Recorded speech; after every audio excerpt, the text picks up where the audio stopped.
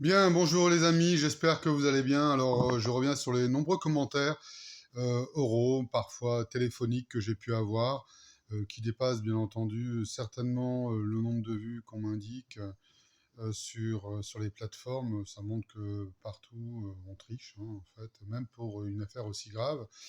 Je l'ai déjà dit à YouTube, hein, c'est gravissime parce que en fait, en minorant le nombre de vues, en minorant la visibilité, il contribue également à laisser des escrocs criminels à la tête de l'Union européenne, en tout cas qui ont un rôle.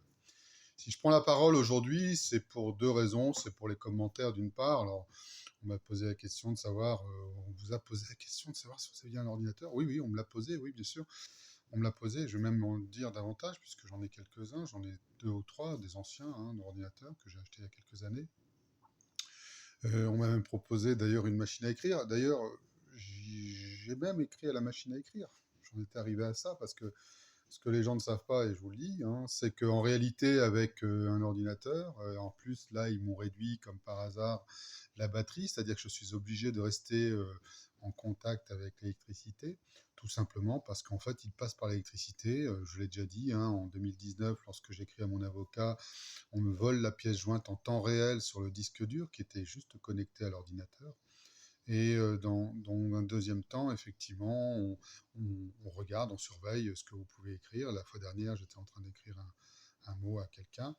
Et en fait, on m'a coupé carrément le courant en temps réel. Donc, vous voyez, comme quoi il y a une surveillance permanente, surtout moi. C'est-à-dire que, enfin, surtout moi, beaucoup d'autres, attention, et pas forcément, mais surtout moi, dans le cadre de cette affaire. Je veux dire par là que je suis à la fois surveillé par la France, par le Luxembourg, par la Belgique aussi. Il ne faut pas l'oublier, la Belgique. Hein. Je ne l'oublie pas d'ailleurs.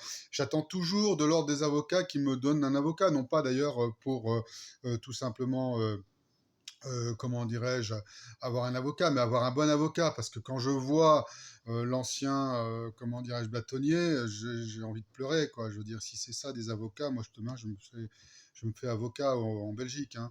Je suis très méchant, je suis pas méchant, je suis réaliste. À un moment donné, dans cette affaire, aujourd'hui, je comprends tellement que les avocats sont malheureusement devenus des prestataires de services. Je pensais encore, moi, quand je fais un métier, comme je l'ai fait, le métier de fiscaliste international, comme d'autres, je défends, en fait, j'ai l'impression de jouer les euros, alors même dans cette affaire, malheureusement, parce que j'aurais préféré, encore une fois, que ça puisse se dérouler autrement. Mais quand on voit ce qui se passe, ça ne peut que vous mettre en colère quand vous avez une conscience. Voilà. Et je vois qu'en réalité, on essaye de savoir ce que je vais dire, ce que je pense. On m'a détourné les appels téléphoniques. Quand il s'agit d'avocats qui pourraient être, j'allais dire, menaçants pour eux, eh ben, on brouille les pistes, on leur donne plus de travail ou au contraire, ils n'arrivent plus à joindre les lignes. Voilà comment ça se passe hein, dans le monde réel, comme j'allais dire. Alors, à propos de la dernière avocate que j'ai nommée, parce qu'on m'a dit, mais c'est pas possible. Mais si, c'est possible, tout est possible au Luxembourg, tout est possible. Hein, tant qu'on ne sait pas prendre. Tant que je médiatise pas comme je médiatise aujourd'hui. Et là aussi, elle a joué son va-tout. Cette dame fait partie de l'ADR. Je parle de Niki Stoffel. Elle sait très bien ce qu'elle a fait. Elle a minoré. Alors, c'est beaucoup plus grave simplement que de dire qu'elle a été nommée. C'est qu'elle a dit, mais écoutez, ce qu'il dit, c'est parfait. En fait, oui, enfin, quand même, ils auraient peut-être dû vous dire que 4 ans, c'était long pour vous répondre. Non, mais elle me prend vraiment pour un idiot, quoi. C'est plus. Là, si vous voulez, c'est plus de la bêtise, c'est plus simplement le fait qu'on n'ait pas travaillé. C'est quelqu'un de complice. C'est quelqu'un de complice. Et c'est ça qui est grave. C'est que même l'avocate Niki Stoffel a participé aujourd'hui à ce crime d'État. C'est-à-dire que non seulement c'était préparé de très longue date, ils ont visé cette famille. Vous voyez, pourquoi je parlais de cette affaire? Moi, personnellement, j'avais pas du tout l'envie, hein, je vous le dis tout de suite. Hein. Même de faire un livre, j'avais pas du tout l'envie de le faire. Simplement, on m'a dit oui, mais fais-le. On comprend pas. Il y a un certain nombre de choses qu'on comprend pas lorsque tu t'exprimes, parce que c'est vrai que souvent je passe, on va dire du coq à l'âne. Non, je passe les années parce que ça dure depuis quasiment. Alors, quand je vais faire mon bouquin, ça dure, on va dire, depuis plus de 15 ans. Voilà, plus de 15 ans que cette affaire arrive. Tout ça pour voler une famille, et lorsque cette famille établit des documents, on l'assassine. Je répète hein, le fond de l'affaire, parce que ça, c'est très grave. avec des participations de pseudo-médecins, avec des participations de pseudo-parquets indépendants, qui est d'autres que le cousin, ou même aujourd'hui, hein, c'est pas mieux, hein. C'est pas mieux du tout. Donc on n'a pas de justice impartiale au Luxembourg, évidemment, pas plus qu'en France d'ailleurs. En France, c'est encore plus grave. Enfin, pour moi, c'est encore plus grave parce que vu le nombre de procureurs qui se sont succédés, le nombre de juges même qui se sont succédés, ça peut laisser pantois sur l'état profond, hein, sur la corruption de la justice en France. Là aussi, enfin, je ne sais pas comment les gens pensent aujourd'hui. On est vraiment à un tournant. J'essaye de l'expliquer. Moi, je l'ai compris depuis très longtemps, hein. Vous savez, c'est pas parce que j'étais dans mes entreprises et c'est pas parce que je, je, je, je travaillais énormément que je n'avais pas conscience de cette dérive autoritaire, de cette dérive d'absence ou de confiscation de nos libertés fondamentales. Et je les disais, je dis, mais il n'y a personne pour se réveiller là, moi je suis en train de travailler. On a donné un mandat à ces abrutis là, qu'on appelle des politiques qui ne sont rien d'autre que des clampins, des marionnettes, et qu'il va falloir bien entendu, moi je dis, hein, l'avenir c'est l'avenir à des gens citoyens qui gèrent pour le bien commun, pour le bien public, et on n'a plus besoin de politique. Et puis quant aux pseudo-partis politiques, laissons tomber. Vous avez vu un peu ce qu'ils viennent de voter là pour la 2024. Tout le monde l'a voté. Tout le monde. Donc quoi que vous votiez aujourd'hui, on ne va pas vous écouter. Et si je viens sur la pointe, la pointe des pieds en politique, quand je dis la pointe des pieds, je n'ai pas l'intention de m'y présenter, hein, mais je veux dire, si je vous parle de ça, c'est que ce sont les politiques pour lesquels ils ont un mandat, les amis, un mandat, rien de plus. Ils doivent représenter nos intérêts. S'ils ne les représentent pas, ils dégagent. Je pense que là, on en est très loin du mandat, hein, avec tout ce qui se passe. Voilà. Donc ça, il faut le répéter. C'est le premier point.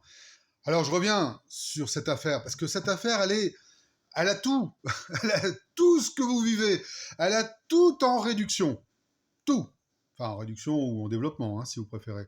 En réduction, parce qu'en réalité, dans cette affaire, on condense toutes les libertés publiques, ou le manque, ou la surveillance. Vous savez, quand on vous dit, on vous géolocalise, on va vous écouter à distance, mais ils le font déjà depuis des années pour moi. Mais depuis des années, illégalement.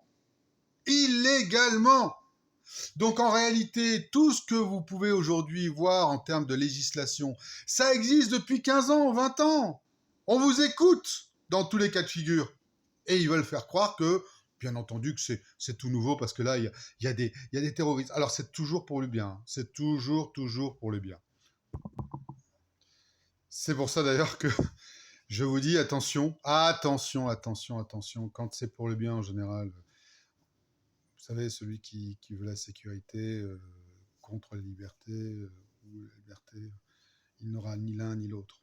Je vous le dis, on le sait, c'est vieux comme le monde, mais c'est une réalité. Et moi qui ai effectivement travaillé dans la sécurité, je suis pour la liberté, je vous le dis tout de suite. D'accord. Donc je crois que mon chemin est clair, ma voie est claire.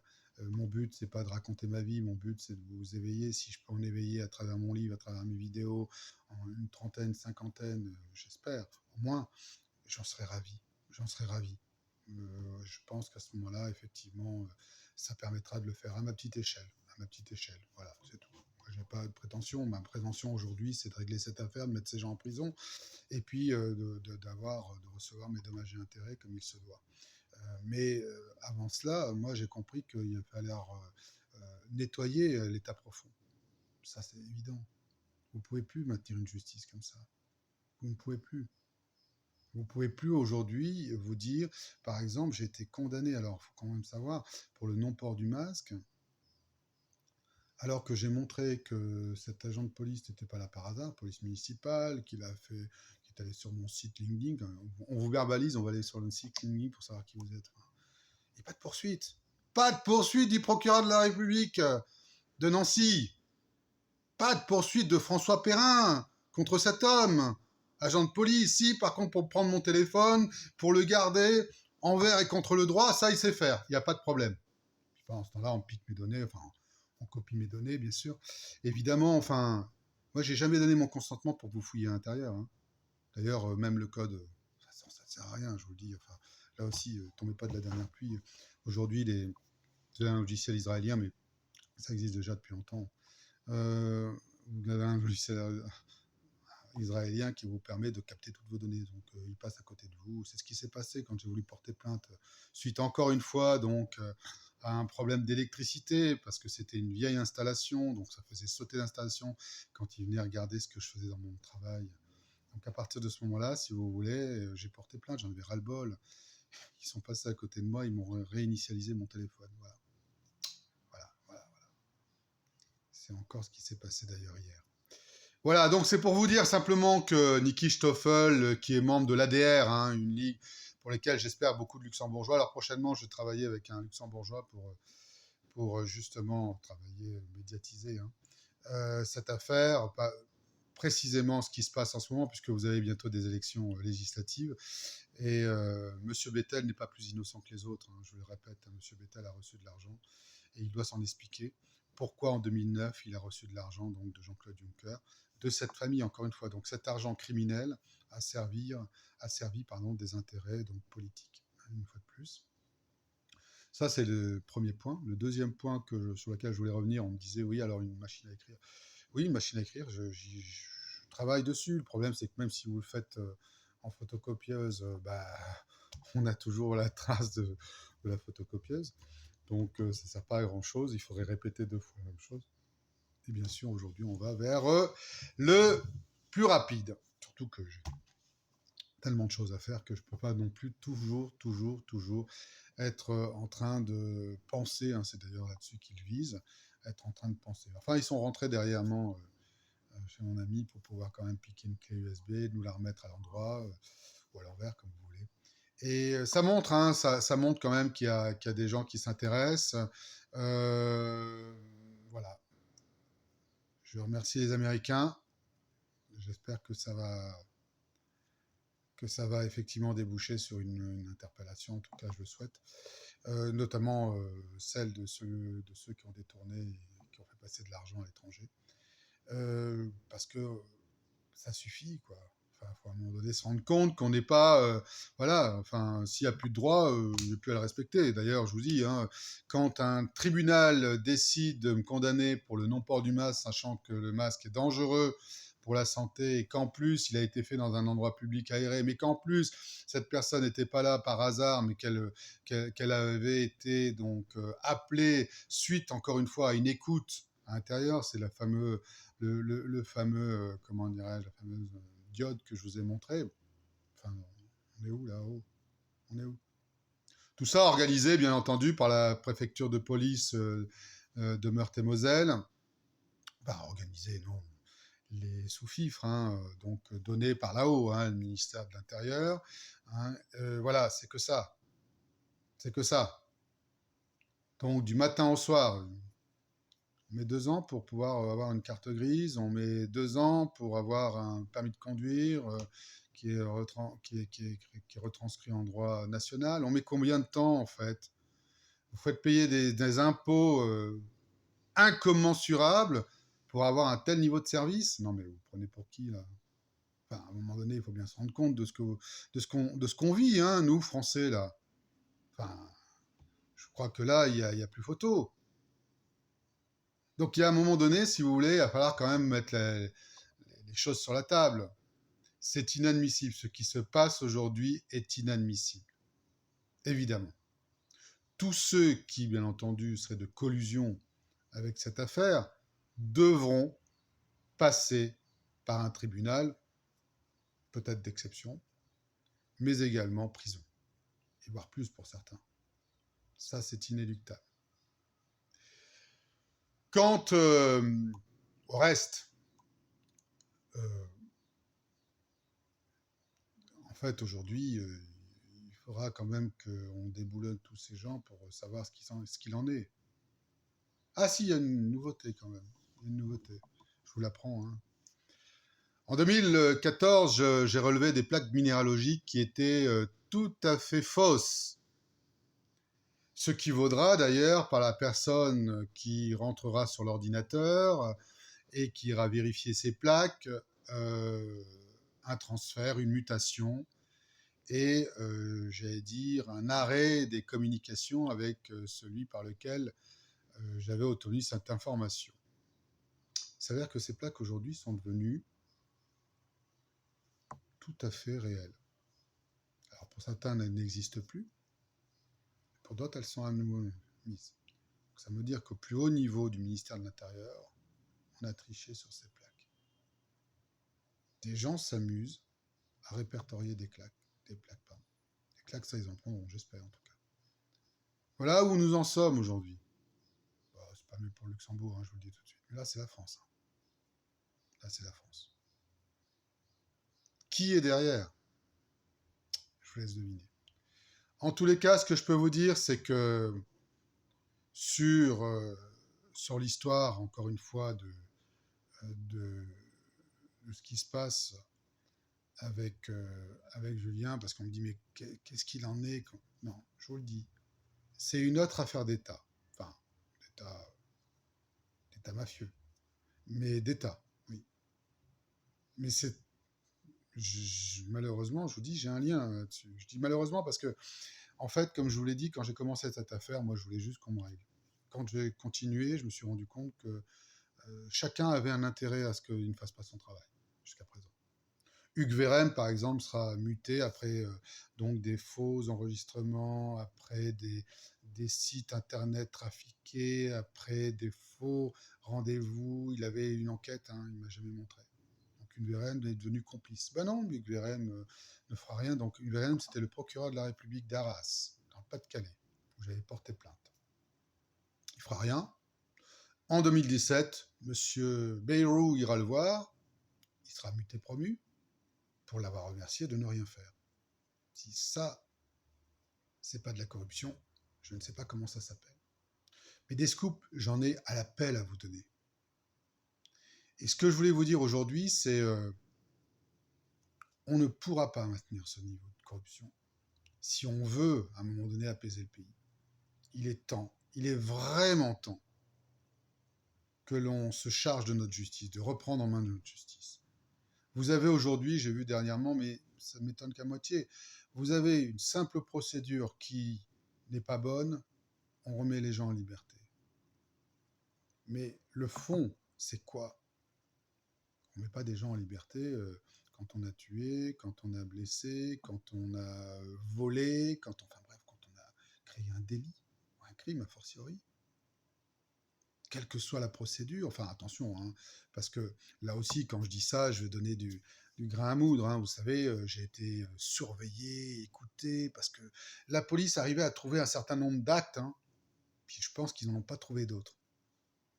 Parce que ça venait pas du même, on va dire, de la même source. Parce que j'ai été visé par les autorités luxembourgeoises, évidemment, hein, qui se sont donné à corps joie sur le sol français, mais il y a eu aussi les Français, les services français. J'attends toujours l'identification de cet homme que j'ai pris donc dans la poste d'Étanges-Grande le 11 juillet 2014, avec d'ailleurs sa voiture faussement immatriculée, qui aujourd'hui apparaît, tiens, bizarre. Mais pendant 5 ans, on n'a jamais pu avoir l'immatriculation de cette voiture. Bizarre, hein? Il y a plein de choses bizarres comme ça. Je termine sur Niki Stoffel. Quand un avocat se permet de faire ce genre de manœuvre, c'est la prison. Hein. C'est une escroquerie. Hein. Abus de confiance, escroquerie. Vous imaginez, hein, si j'étais, comme il voudrait, hein, d'ailleurs, très, comment dirais-je, très gentil avec eux. Oh, bah écoutez, on va vous donner de quelques dommages et intérêts sur le temps que vous avez attendu. Ouais, pauvre con, pendant ce temps-là, j'ai écopé d'une quinzaine de tentatives d'assassinat. Si j'avais pas été dans cette affaire, personne ne l'aurait relevé. Pas les enfants, pas personne. Ils le savaient. Maintenant, c'est différent. Maintenant, c'est différent. Maintenant, c'est différent parce que à un moment donné, ils auraient dû arriver donc à un règlement à l'amiable. Ils ne l'ont pas fait. Et ce que je ne voudrais pas, c'est que les Luxembourgeois payent à la place de ceux qui devraient être en prison et qui devraient payer. C'est bien ce qu'ils voudraient faire, à travers une entremise de Madame Niki Stoffel, hein, Véronique Stoffel, voilà, dont j'entends plus parler, elle m'a même pas répondu, je ne sais pas si elle m'a envoyé quelque chose, mais en tous les cas de figure, ce que je peux vous dire, c'est qu'elle a une plainte. qui va partir pour escroquerie en bande organisée, complicité avec une bande mafieuse criminelle. Organisée. Ils sont bien organisés, parce qu'il n'y a pas que celle-là. Hein. Il y en a eu d'autres. Hein. Voilà, c'était le petit mot du jour. Je voulais le dire parce que j'avais eu quelques appels. On m'a même proposé de nous donner une machine à écrire. Non, s'il vous plaît, ça va aller. Ça va aller, merci, c'est gentil. Mais bon, il va peut-être falloir y revenir. Hein. Quand ce sont confidentiels, j'ai qu'une chose à vous dire. Prenez une machine à écrire. Voilà, je vous souhaite une bonne journée et bon courage à vous tous.